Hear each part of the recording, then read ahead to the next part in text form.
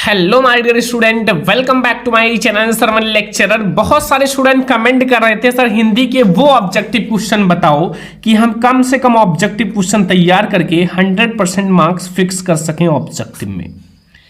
तो ये वीडियो उन सारे स्टूडेंट के लिए है जो कम ऑब्जेक्टिव क्वेश्चंस पढ़कर ही बोर्ड एग्जाम में फुल नंबर ला सकते हैं, क्योंकि इसमें वो ऑब्जेक्टिव क्वेश्चन है बोर्ड एग्जाम में हर साल आते हैं और गारंटी के साथ कह रहे हैं कि बोर्ड एग्जाम में 2024 में आएगा।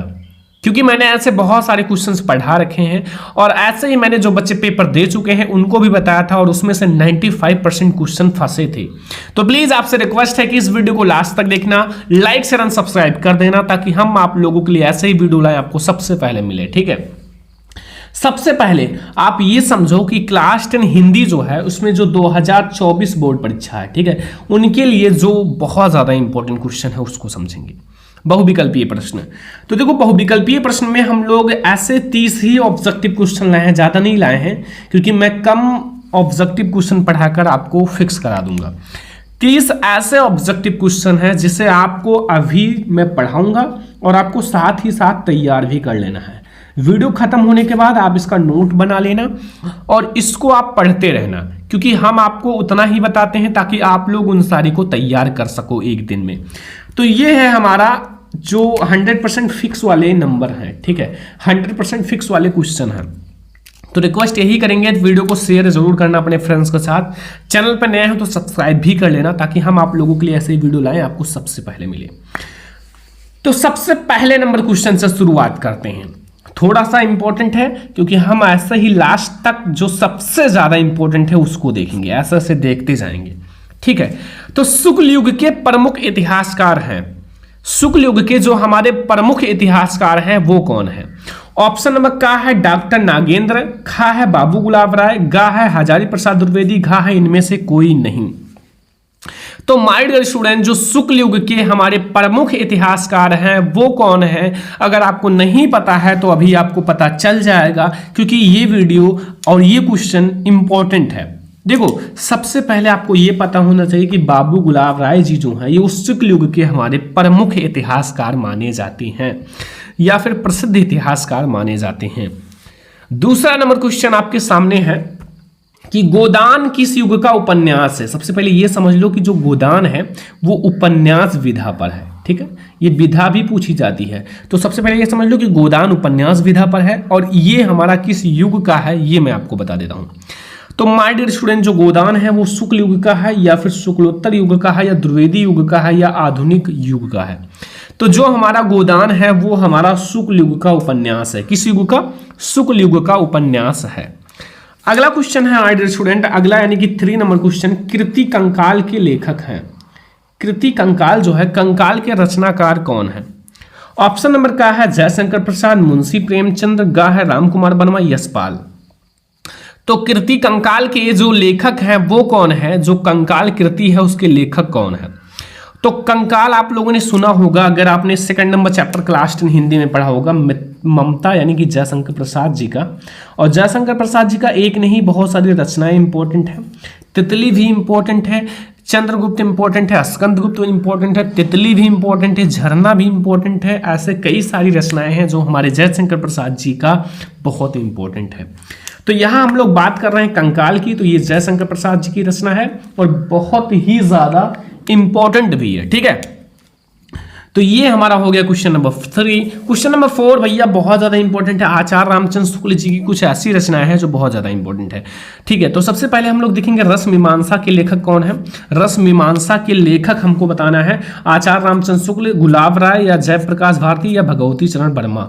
तो ये हैं हमारे आचार्य रामचंद्र शुक्ल। देखो, इनकी बहुत सारी रचनाएं इंपॉर्टेंट है। 2 रचनाएं सबसे ज्यादा इंपॉर्टेंट है, एक हमारा रस मीमांसा क्लास 10 के लिए और एक है कौन सा है, हाँ एक बहुत ज्यादा इंपॉर्टेंट है जो आपको याद रखना है, चिंतामणि। ये भी बहुत ज्यादा इंपॉर्टेंट है। मतलब ये 2 रचनाएं समझ लो, इसमें से एक हमारा आना फिक्स है। अगर भैया रस मीमांसा है तो रस मीमांसा या फिर चिंतामणि, दोनों में से कोई एक आना बिल्कुल फिक्स है। तो आप लोग तैयार कर लेना। ठीक है, अगला है हमारा क्वेश्चन कि कलम का सिपाही के लेखक हैं।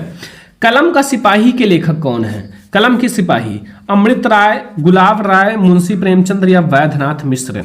तो कलम का सिपाही के लेखक कौन है माय डियर स्टूडेंट? तो कलम का सिपाही के लेखक है अमृत राय। कौन है? अमृत राय। अमृत राय जो है वो कलम की सिपाही के रचनाकार हैं। ठीक है, तो ये हमारा है क्वेश्चन नंबर 5 और आपको क्वेश्चन नंबर 5 तक सारा समझ में आ गया होगा। अब हम आते हैं क्वेश्चन नंबर 6 की ओर। तो क्वेश्चन नंबर 6 आ जाओ, हम लोग देखते हैं। क्वेश्चन नंबर 6 में आप पूछ रहा है लहरों के राजहंस के लेखक कौन है? लहरों के राजहंस के लेखक कौन है? मोहन राकेश, प्रेमघन, बाबू गुलाब राय या रामधारी सिंह दिनकर। तो लहरों के राजहंस के लेखक मोहन राकेश हैं। कौन है? मोहन राकेश हैं लहरों के राजहंस के लेखक। जल्दी से तैयार कर लो। अगला है पाचांग दर्शन के रचनाकार कौन है? पाचांग दर्शन के रचनाकार कौन है? ऑप्शन नंबर का है आचार्य रामचंद्र शुक्ल, खा है मथुरा नाथ शुक्ल, गा है यशपाल या घा है राजेंद्र यादव। तो पाचांग दर्शन के रचनाकार कौन है? तो पाचांग दर्शन के रचनाकार आपको पता नहीं है तो मैं आपको बता दूं, वो है मथुरा नाथ शुक्ल। कौन है? मथुरा नाथ शुक्ल जो है वो हमारे पाचांग दर्शन के रचनाकार हैं। क्वेश्चन नंबर 7 तक आपको समझ में आ गया होगा। क्वेश्चन नंबर 8 है मैला आंचल के रचनाकार हैं। मैला आंचल की रचना आप लोगों ने सुना होगा, वेरी इंपॉर्टेंट है। तो मैला आंचल के रचनाकार कौन है? आपके पास ऑप्शन देख लो कौन कौन से हैं। पहला है मोहन राकेश, खा है फणीश्वर नाथ रेणु या जयशंकर प्रसाद या प्रेमचंद्र। तो मैला आंचल की रचनाकार है वो है फणीश्वर नाथ रेणु जी। कौन है? फणीश्वर नाथ रेणु जी जो है वो मैला आंचल के रचनाकार हैं। और आपको क्वेश्चन नंबर 8 तक अच्छे से समझ में आ गया होगा। अगर आपसे कोई भी पूछे तो आप फटाफट इसका आंसर दे दोगे, क्योंकि हम आप लोगों को सारे क्वेश्चन ऐसा समझा रहे हैं ताकि आपके माइंड में फिक्स हो जाए। ठीक है, बहुत ही अच्छे से। सूरज का 7वां घोड़ा हिंदी साहित्य की किसकी विधा है? कौन सी विधा है, मतलब किस विधा की है? जो हमारा सूरज का 7वां घोड़ा है वो हमारा किस विधा की रचना है? निबंध विधा, उपन्यास विधा, डायरी विधा, कविता विधा। तो भैया सूरज का जो 7वां घोड़ा है वो हमारा उपन्यास विधा की रचना है। किस विधा की है? उपन्यास विधा की हमारी रचना है, जो सूरज का 7वां घोड़ा हमारा है। ठीक है, तो अगला क्वेश्चन आप लोगों के सामने है क्वेश्चन नंबर 10। लिखा हुआ है जो स्मृति की रेखाएं साहित्य किस विधा की रचना है? स्मृति की रेखाएं हमारा किस विधा की रचना है? जीवनी विधा, भेदावार्थ विधा या फिर हमारा संस्मरण या नाटक। तो माय डियर स्टूडेंट, जो स्मृति की रेखाएं हैं वो हमारा संस्मरण विधा की रचना है। किस विधा की? संस्मरण विधा की रचना है। जो हमारा स्मृति की रेखाएं रचना है वो हमारा किस विधा की रचना है? संस्मरण विधा की। ठीक है, तो क्वेश्चन नंबर 10 तक आपको बिल्कुल क्लियर हो गया होगा। तो अब हम लोग बढ़ते हैं क्वेश्चन नंबर आगे यानी कि 11 की ओर। तो इसमें पूछ रहा है कि रामचंद्रिका के रचनाकार हैं। ठीक है, रामचंद्रिका बिहारी जी हैं या हमारा केशवदास या भूषण या मतीराम। तो रामचंद्रिका के रचनाकार कौन है? रामचंद्रिका के जो हमारे रचनाकार हैं वो हैं केशवदास। कौन है? केशवदास जो हैं वो रामचंद्रिका के रचनाकार हैं। और क्वेश्चन नंबर 11 तक आप लोगों को बहुत ही अच्छे से समझ में आ गया होगा कि रामचंद्रिका के लेखक कौन है। क्वेश्चन नंबर 12 पर आ जाओ कि किसी निम्नलिखित में से रीतिकाल के प्रमुख 2 कवि का नाम। रीतिकाल जो है हमारा, रीतिकाल की प्रमुख विशेषताएं भी आती हैं, रीतिकाल के कवि भी आते हैं। तो थोड़ा सा आप फोकस करना, जो हमारे रीतिकाल हैं, प्रगतवादी युग हैं या फिर द्विवेदी युग हैं, थोड़ा थोड़ा इन सब के बारे में जानना, थोड़ा थोड़ा इनके कवि लेखक के बारे में समझ लेना, साथ ही थोड़ा थोड़ा इनकी रचना और इनके जो विशेषताएं हैं थोड़ा सा समझ लेना। ठीक है, का ऑप्शन है पद्माकर, बिहारी, विकल्प का और खा दोनों या सूरदास। तो हमारे जो पद्माकर हैं और बिहारी लाल जी हैं ये दोनों हमारे रीतिकाल के प्रमुख कवि हैं, यानी कि का और खा दोनों हमारा सही हो जाएगा। क्वेश्चन नंबर 13 आ जाओ। दुर्वेदी युग के प्रसिद्ध कवि हैं, दुर्वेदी युग के जो हमारे प्रसिद्ध कवि कौन है? ऑप्शन नंबर का है मैथिली शरण गुप्त, खा है जयशंकर प्रसाद, गा है हरिओध या नागार्जुन। तो दुर्वेदी युग के जो हमारे प्रसिद्ध कवि हैं वो कौन है? सभी को पता होगा क्वेश्चन नंबर 13 का आंसर। तो दुर्वेदी युग के जो हमारे प्रसिद्ध कवि हैं वो हैं मैथिली शरण गुप्त जी। कौन है? मैथिली शरण गुप्त जी को दुर्वेदी युग का प्रमुख या प्रसिद्ध कवि माना जाता है। साकेत महाकाव्य की रचना किसने की थी? कमेंट बॉक्स में बताना, साकेत महाकाव्य की रचना किसने की थी? जल्दी से आप लोग कमेंट बॉक्स में बताओ। अगला है केशवदास काव्यधारा के कवि हैं। केशवदास जो है वो किस काव्यधारा के कवि हैं? केशवदास। ऑप्शन नंबर का है रीतिबद्ध या रीति मुक्त या रीति सिद्ध या प्रयोगवादी। तो केशवदास जी किस युग के हैं या फिर किस काव्य धारा बताओ? युग तो सारे रीति रीति रीति 3 जगह है, बट किस काव्य धारा के हैं? तो वो हमारा है रीतिबद्ध काव्य धारा। किस काव्य धारा के? रीतिबद्ध काव्य धारा के कवि हैं जो हमारे केशवदास जी हैं। तो केशवदास हमारे जो काव्य धारा के कवि हैं वो हैं रीतिबद्ध काव्य धारा। ठीक है। अगला क्वेश्चन नंबर 15, निम्न में से प्रयोगवादी की 2 प्रमुख विशेषताएं बताना है। निम्न में से जो प्रयोगवादी युग होता है उनकी 2 प्रमुख विशेषताएं बतानी है। प्रयोगवादी युग का घोर वैश्विकता, यथार्थवादी दृष्टिकोण, ऑप्शन का खा दोनों, या नारी के प्रति परिवर्तित अभिक्रियाशीलता या दृष्टिकोण। तो हमारा जो प्रयोगवादी युग है उनकी जो घोर वैश्विकता भी हमारी प्रधानता है या फिर उनकी विशेषता है, और हमारी जो यथार्थवादी दृष्टिकोण है। तो ऑप्शन का और खा दोनों हो जाएगा सही कि जो हमारे प्रयोगवाद है उसकी 2 विशेषताएं ऊपर नीचे यानी कि का और खा सही है। अब हम लोग आते हैं 16 नंबर क्वेश्चन पर, यानी कि 16 नंबर क्वेश्चन। देखो 16 नंबर क्वेश्चन में आ रहा है कि राम कुमार वर्मा द्वारा रचित प्रबंध काव्य है। ठीक है, राम कुमार वर्मा द्वारा जो रचित हमारा प्रबंध काव्य है वो कौन सा? आंसू है, यामा है, उच्चारण है, चौखे चौबदे हैं। तो जो हमारा राम कुमार वर्मा जी के द्वारा हमारा रचित प्रबंध काव्य है वो हमारा कौन सा है? तो वो हमारा माय डियर स्टूडेंट उच्चारण है। कौन सा है? उच्चारण जो है वो हमारा राम कुमार वर्मा जी के द्वारा प्रसिद्ध रचना यानी कि खंड यानी कि हमारा प्रबंध काव्य है। ठीक है, अगर उच्चारण के लेखक पूछा जाए तो भी बताना हमारे राम कुमार वर्मा जी हैं। ऐसे आपके क्वेश्चन घुमा फिरा के आ सकते हैं, तो थोड़ा सा सतर्क रहना, क्योंकि अगर आप सतर्क नहीं रहोगे तो हो सकता है कि गलत कर दो बोर्ड एग्जाम में। अगला है 17 नंबर क्वेश्चन, आंगन के पार द्वार के रचयिता हैं। आंगन के पार द्वार के रचयिता कौन है? ऑप्शन नंबर का है धर्मवीर भारती, खास सच्चिदानंद हीरानंद वत्स्यनगी, मुक्तिबोध या राम नरेश त्रिपाठी। तो आंगन के पार द्वार के जो रचयिता है वो कौन है? तो आंगन के पार द्वार के रचयिता जो है वो हमारे कौन है? सच्चिदानंद हीरानंद वत्स्यनगी। कौन है? सच्चिदानंद हीरानंद वत्स्यनगी जो है वो हमारे आंगन के पार द्वार के रचयिता हैं। तो 17 नंबर क्वेश्चन तक आपको बिल्कुल कंफर्म हो गया होगा। तो अब हम लोग देखते हैं 18 नंबर क्वेश्चन कि निम्न में से कौन सी प्रगतवादी युग के कवि नहीं है? इन चारों में से कौन है जो प्रगतवादी युग के कवि नहीं है? ऑप्शन नंबर का है नागार्जुन, खा है त्रिलोचन, केदारनाथ या हमारा भारतेंद्र हरिश्चंद्र। तो इन चारों में से जो हमारे हैं प्रगतवादी युग के कवि नहीं है वो आप लोग बताओ। तो हमारे जो भारतेंद्र हरिश्चंद्र जी हैं वो हमारे प्रगतवादी युग के कवि नहीं है। तो आप लोग ये बताओ कि किस युग के कवि हैं? अगर ये प्रगतवादी नहीं है तो किस युग के हैं? ये आप लोग कमेंट बॉक्स में बताओ। इतना तो आपको करना ही पड़ेगा, थोड़ा सर्च करो, अपने आप को बिजी बनाओ और पढ़ने में बिजी करो। ठीक है, 19 नंबर है दीप शिखा काव्य संग्रह रचना है। दीप शिखा जो काव्य संग्रह है वो किसकी रचना है? का ऑप्शन है महादेवी वर्मा, हमारा जयशंकर प्रसाद, सुभद्रा कुमारी, सूर्यकांत त्रिपाठी, निराला। तो दीप शिखा, अतीत के चलचित्र, ये सब हमारे भैया महादेवी वर्मा जी की रचना है। किसकी रचना है? महादेवी वर्मा जी की रचना है। ऑप्शन नंबर का जो है वो बिल्कुल सही है। और आप लोगों को 19 नंबर क्वेश्चन तक समझ में आ गया होगा। हम लोग 20 लेते हैं। +1 के रचनाकार हैं। +1 के रचनाकार कौन है? भूषण है, नारेंद्र शर्मा है, श्रीधर पाठक है, मीराबाई है। तो +1 के जो रचनाकार हैं वो हमारे कौन हैं? तो वो हमारे कौन हैं? वो है नारेंद्र शर्मा। +1 के रचनाकार कौन है? नारेंद्र शर्मा। तो 20 नंबर ऑब्जेक्टिव क्वेश्चन समझ में आ गया। अगर इस 20 में से आपके बोर्ड एग्जाम में कोई सा भी आए तो आप लिख कर आओगे और आप एक भी नहीं छोड़ कर आओगे। ठीक है, तो अब हम लोग देखते हैं 21 नंबर से, और यहां से थोड़ा सा आप ध्यान से देखना। देखो व्याकरण का है ये सारा। ठीक है, देखो यहां आपसे पूछ रहा है, ध्यान से देखना कि इसमें आपसे पूछ रहा है कि हमारा कौन सा रस है, रस पूछ रहा है।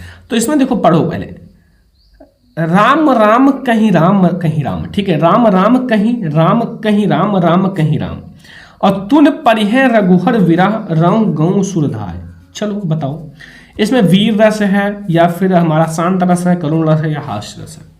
अगर आप इसका अर्थ थोड़ा सा निकालोगे तो आपको इसमें रोना धोना, विरह, विरह का मतलब होता है रोना, शोक, शोक का मतलब होता है दुख, दुख प्रकट करना। और हास्य रस का मतलब होता है हंसना, जिसमें हंसी हो, नौटंकी हो, मतलब अच्छा लगे। शांत रस का मतलब होता है बिल्कुल शांत रहना, नो टेंशन, साइलेंट।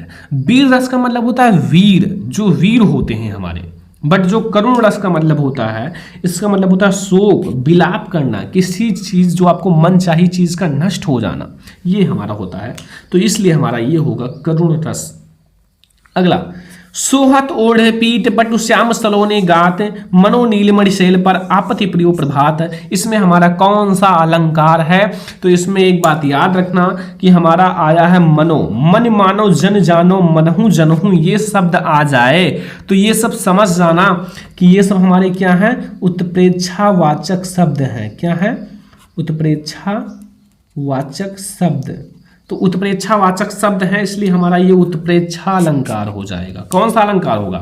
उत्प्रेक्षा अलंकार होगा। ठीक है, तो ये क्वेश्चन नंबर 22 तक आपको समझ में आ गया सारा। 22 तक 23 में आ जाओ। लिखा, जिनके आगे ठहर सके जंगी न जहाजी, ये है वही छत्रपति भूप शिवाजी। ये आपका 2 लाइन है, जबकि ये 4 लाइन था। 4 लाइन का था, लेकिन ये 2 लाइन आपके सामने है। तो रोला है या कुंडलियां है, सोरठा या दोहा है। तो उसमें 2 लाइन है, 4 पंक्ति हैं, तो इसलिए हमारा कौन सा होगा? ये हमारा हो जाएगा रोला। रोला हो जाएगा। ठीक है, रोला। अगला आ जाओ, क्वेश्चन नंबर हमारा 24। आज निश्चित होकर सोया जाएगा, वाक्य में वाच्य है, वाच्य जो है तो कृत्यवाच्य है, भाववाच्य है, क्रमवाच्य है, इसमें से कोई नहीं।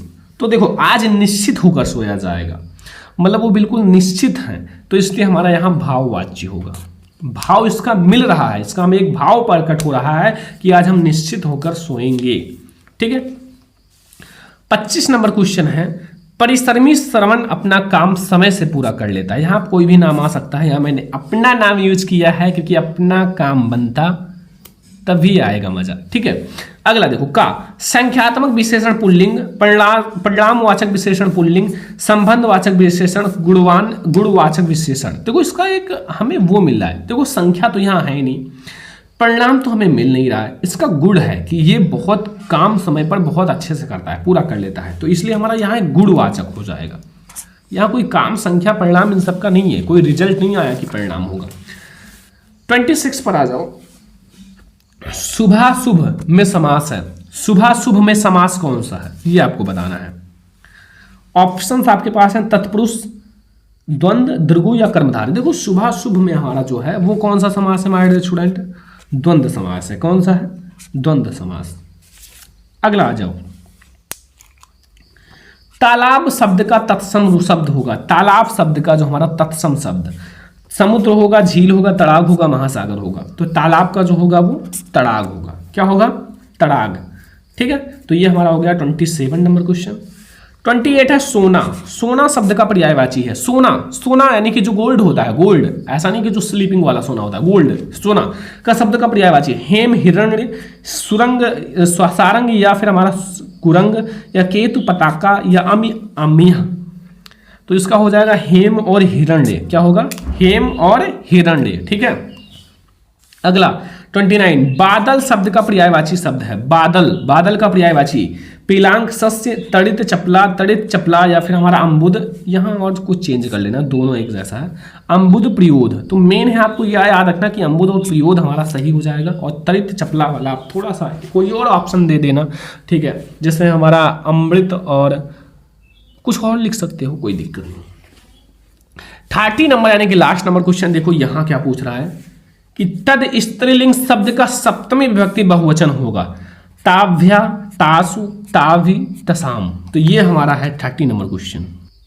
तो इसका हमारा राइट आंसर क्या होगा माय डियर स्टूडेंट? इसका होगा देखो, ये हमारा सबसे पहले तद स्त्रीलिंग शब्द का सप्तमी विभक्ति बताना ना, तो तद का होगा तासु।